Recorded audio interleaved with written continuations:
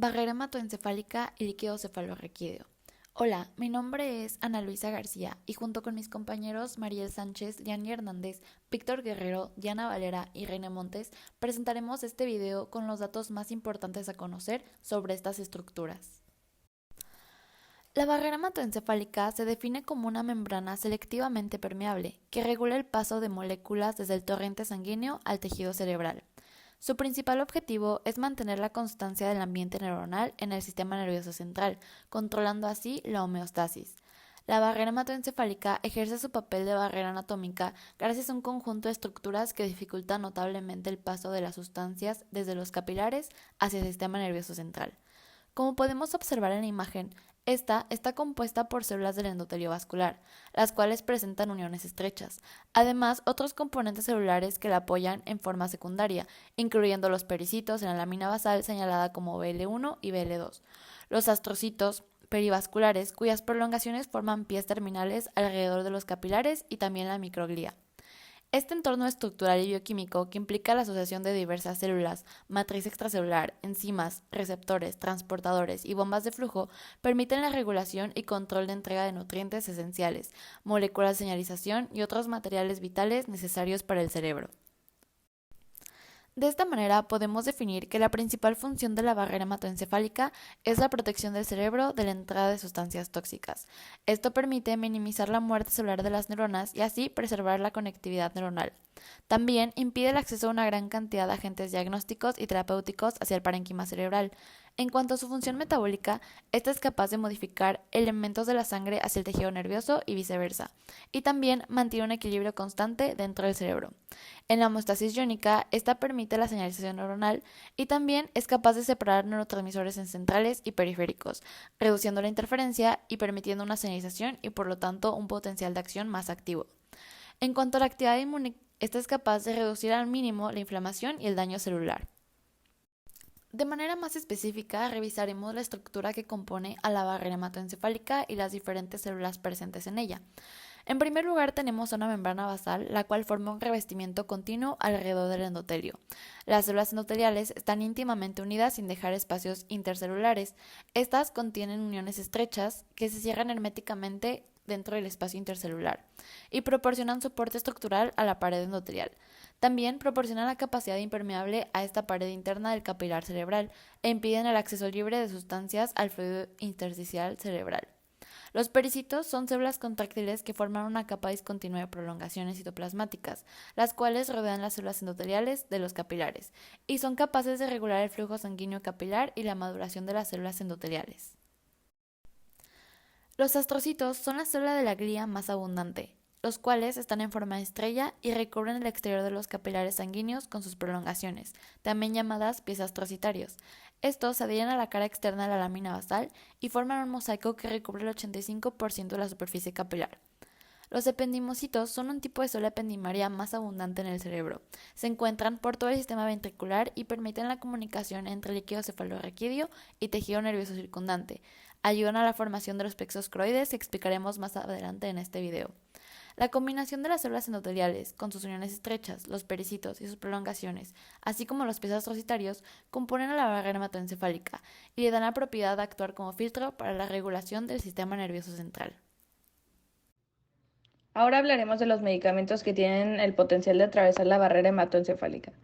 Diversos fármacos de moléculas pequeñas pueden atravesar esta barrera. Sin embargo, la forma en la cual deben de pasar es por difusión simple mediada por lípidos. Deben ser de fármacos no ionizados y algunos deben o pueden tener transportadores específicos. Por ejemplo, la levodopa, que se usa para el tratamiento de Parkinson. Esta se une a un transportador de aminoácidos neutros de cadena larga, llamado LATI, en la barrera hematoencefálica y de esta manera pasa la misma. Además, hay dos requerimientos especiales para que los medicamentos puedan pasar. Primero, que su peso molecular sea menor a 400 daltons y segundo, que tenga menos de 8 enlaces de hidrógenos. Algunos de los medicamentos que pueden pasar son antibióticos como la ampicilina y la penicilina, también algunos antiepilépticos como la fenitoína, antidepresivos como sertralina, analgésicos como morfina y algunos tipos de quimioterapia cerebral.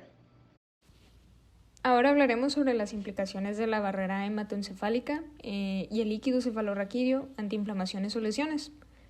Como sabemos, el sistema nervioso central se caracteriza por ser inmunoprivilegiado, es decir, tiene un conjunto de mecanismos que limitan la entrada y la respuesta a células inmunes y a ciertos patógenos. Sin embargo, cuando ocurren inflamaciones o lesiones, este sistema se puede ver comprometido. Como sabemos, la inflamación es una respuesta de nuestro organismo a estímulos dañinos que se manifiesta con la acumulación de células y de mediadores inflamatorios. Entre ellos tenemos a los fagocitos, linfocitos T, natural killers y neutrófilos que contribuyen al mismo proceso inflamatorio y al daño que se genera en los tejidos. En su caso, el sistema nervioso central cuenta con células inflamatorias propias, que son la microglía que proviene de los macrófagos. Estas células son esenciales para la vigilancia inmune de este sistema, por lo que ante un estímulo inmune o daño cerebral agudo, la microglía se activa y es entonces cuando pasa a tener funciones como fagocitosis, producción de mediadores proinflamatorios como citoquinas, que además pueden exacerbar el daño celular y presentación de antígenos. Además de la microglía, los astrocitos también juegan un papel importante en la respuesta inflamatoria del sistema nervioso central. Estos participan produciendo mediadores inflamatorios, llevando a cabo el proceso de gliosis reactiva, que se generan cambios funcionales y estructurales en las células, y también generan moléculas de histocompatibilidad tipo 2, que estimulan en los linfocitos T una respuesta de tipo Th2. Y finalmente, para ejemplificar estos mecanismos de lesión e inflamación, tenemos a la meningitis, la cual es una infección aguda de la aracnoides, pia madre y el líquido cefalorraquídeo en el espacio subaracnoideo y en los ventrículos. Bajo este contexto, el agente infeccioso compromete la barrera hematoencefálica, facilitando el paso de células inmunitarias y mediadores inflamatorios al sistema nervioso central. Es entonces que la inflamación puede provocar acumulación de líquido cefalorraquídeo, aumentando la presión intracraneal y causando síntomas como cefalea, rigidez de nuca y fiebre. El líquido cefalorraquídeo. El líquido cefalorraquídeo llena los ventrículos y el espacio subaracnoideo. El volumen total del líquido cefalorraquídeo es alrededor de 150 mililitros y su producción es de 550 mililitros por día. Esto quiere decir que se recambia casi 4 veces por día. Es producido en los plexos coroideos, en los vasos sanguíneos y paredes ventriculares. Como aquí se puede resaltar, en los plexos coroideos es su principal lugar de producción. Esta producción se lleva a cabo mediante dos etapas. La etapa 1, que principalmente es la filtración del plasma a través del endotelio capilar coroideo, y la etapa 2 es la secreción de agua y iones que modifican la composición y la cantidad de líquido cefalorraquídeo. Posteriormente vamos a ver, o en la siguiente diapositiva, vamos a ver cómo está compuesto el líquido cefalorraquídeo, tanto sus iones como el agua u otras sustancias.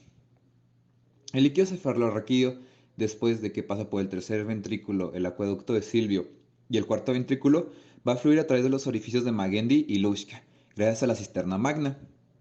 Luego llega al espacio subaracnoideo y por fin a las vellosidades aracnoideas, donde se va a dar su absorción. Esta parte es muy importante. En este cuadro nos podemos dar cuenta de cómo se controlan las sustancias o electrolitos en el líquido cefalorraquídeo. Si nos podemos dar cuenta, el sodio está en menor medida en el líquido cefalorraquídeo, al igual que el potasio y el calcio. El magnesio es mayor en el líquido cefalorraquídeo que en el plasma, al igual que el cloro, el bicarbonato y la presión parcial de CO2. También es un poco más ácido y la osmolaridad es muy parecida. También las proteínas son mucho menores, la glucosa también es menor y otras sustancias cambian. Las vellosidades son proyecciones de aracnoides y endotelio que son las responsables de la reabsorción del líquido cefalorraquídeo. También existen unas vellosidades que son un poco más pequeñas y contribuyen a la salida del líquido cefalorraquídeo hacia la sangre venosa por un proceso llamado flujo global. Ahora vamos a darnos cuenta de qué pasa si hay alguna alteración en el líquido cefalorraquídeo, ya sea en su presión o en su cantidad. La hidrocefalia externa o comunicante ocurre cuando hay una presión menor o por debajo de los 68 miligramos de mercurio. También tenemos la hidrocefalia interna o no comunicante, que es la obstrucción en orificios de Luschka y Magendie y esto produce que se acumule excesivamente. Las funciones principales del líquido cefalorraquídeo son la protección y el sostén. ¿Por qué la protección? Bueno, cuando la cabeza recibe un golpe, la aracnoides tiende o se desliza sobre la dura madre y esto hace que el cerebro se mueva, pero su movimiento es muy pequeño o muy limitado, ya que el líquido cefalorraquídeo ayuda a la amortiguación, tanto como las trabéculas aracnoideas. Y ahora, ¿por qué el sostén? Bueno, el cerebro pesa alrededor de 1400 gramos. Esto sería si está en el aire.